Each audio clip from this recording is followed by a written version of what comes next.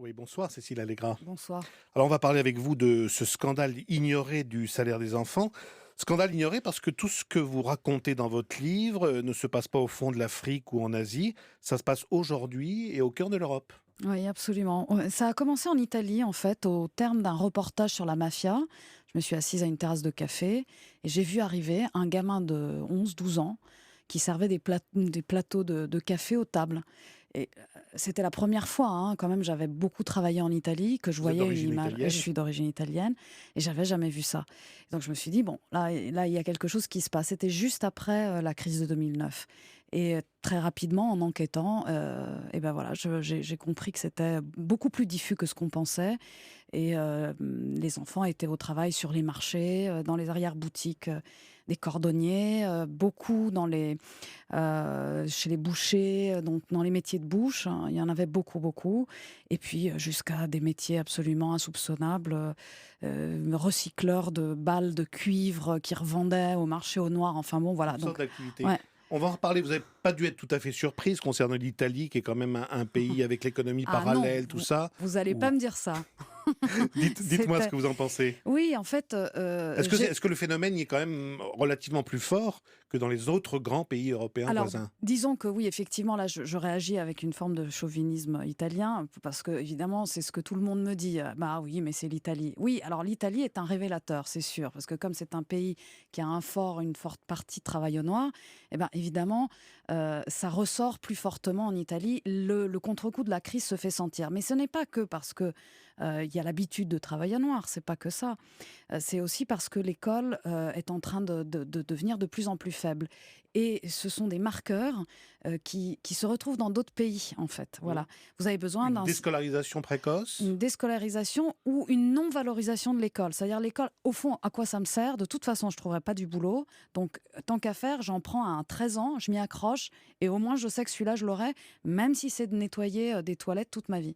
Mais alors ça, c'est quand, je dirais, l'intention de travailler vient des enfants, ce qui n'est pas toujours le cas, parce que vous citez quand même 2 catégories de familles, on va dire. Mm. Celle, dans lequel, il y a une sorte de précarité, un petit peu de génération en génération.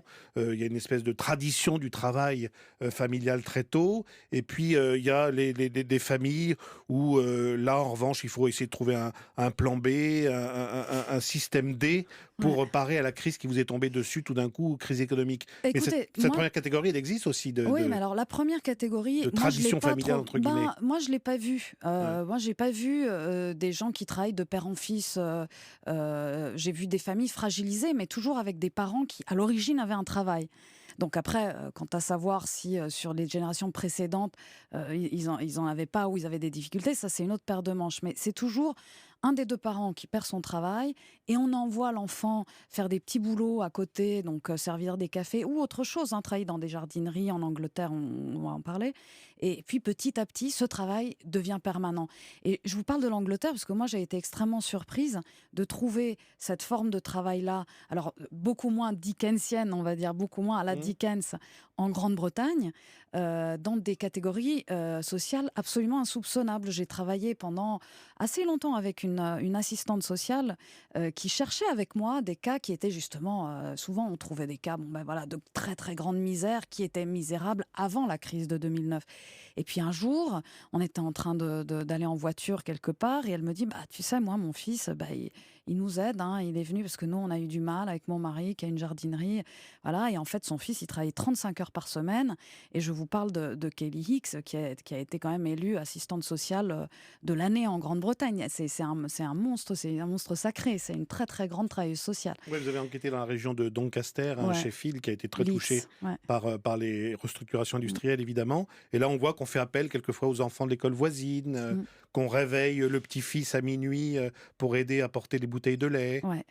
Alors, cette histoire des bouteilles de lait, elle est particulière parce que ça dit quelque chose de l'Angleterre. Ça dit que le système de sécurité sociale, il est complètement défaillant et que, en fait, la dame qui était autrefois directrice financière d'un hôpital a eu un accident, Lee, la mère, et qu'elle elle a très rapidement perdu son emploi, perdu toute sécurité financière et donc son fils a dû retourner avec le grand-père qui était livreur de lait et qui est toujours livreur de lait, livrer le lait, qui est un métier vraiment à l'ancienne, très dur, très physique, où on court toute la nuit pour porter des bouteilles. Mmh. C'est pas du tout bucolique hein, comme activité, c'est vraiment physique.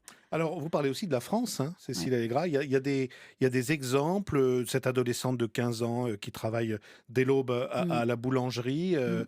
Notre pays n'est pas épargné par ce phénomène, finalement. Non, justement, j'en parlais ce soir avec des amis dont l'un a été très longtemps un grand pâtissier parisien qui me disait mais oui, mais voilà, c'est vrai que on avait l'habitude de voir ça à une époque. Ensuite, on l'a plus forcément vu et c'est ressurgi avec l'intention, disons, française, qui était plutôt une intention pour bien faire, de valoriser l'apprentissage, du coup de favoriser l'apprentissage un petit peu plus tôt dans des tranches d'âge à partir de 13 ans. Le problème de l'apprentissage en France, c'est qu'il y a trop peu de garde-fous. Comme c'est des systèmes mixtes et que les CFA sont financés en partie par les entreprises, à la fin, on s'y retrouve plus du tout. L'inspection du travail dit: ah ben non, à l'éducation nationale, c'est toi qui contrôle. Ah ben non, c'est vous qui contrôlez. Donc on sait Donc, il plus, n'y a donc il plus n'y a du plus de tout de contrôle. contrôle des horaires. Bah, il y a Ouais. très peu, c'est très mal fait. Après, ça peut arriver sur plainte. Et donc, du coup, ces gamins, ils vont remplacer souvent, alors pas tout le monde fait ça mal, hein, bien sûr, mais parfois, et plus souvent que de raison, je dirais, et notamment dans les métiers de la pâtisserie, de la cuisine, etc., les gamins, ils remplacent en fait une femme de ménage, et d'où le cas en 2012 du jeune Jordan qui, dans l'Est de la France, est tombé dans un pétrin de boulanger et été déchiqueté par le pétrin. Il devait pas, il avait 14 ans, il devait pas être au contact d'une machine aussi dangereuse. Donc en fait, en France, l'apprentissage se transforme un peu en permis d'exploiter. Et c'est ça que j'ai raconté dans le livre. Mais vraiment, dans ce livre, moi, je voulais raconter des histoires, des tranches de vie, que ça se lit comme des Il y a nouvelles. des récits très différents Voilà. et on va de Bulgarie en Angleterre, justement, en passant par l'Italie. Ce qui est très frappant quand même à travers tous les enfants que vous décrivez et les jeunes qui travaillent très tôt, c'est que ils sont très endurants et finalement Ouais. ils subissent.